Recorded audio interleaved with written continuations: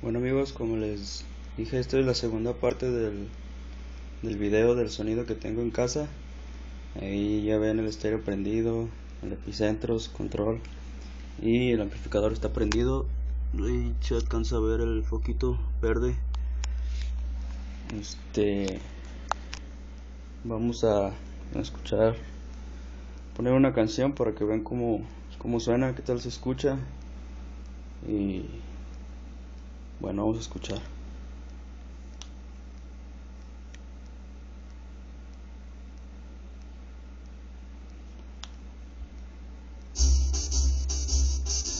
Vamos a subirle.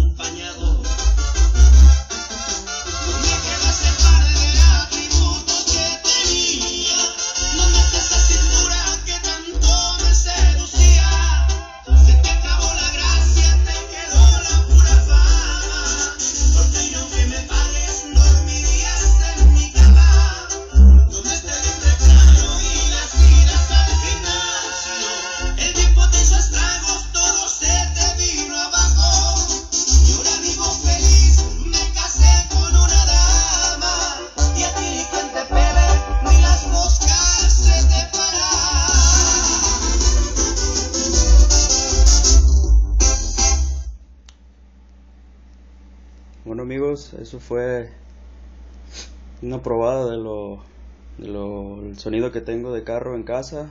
Espero que les haya gustado. Comenten. Gracias.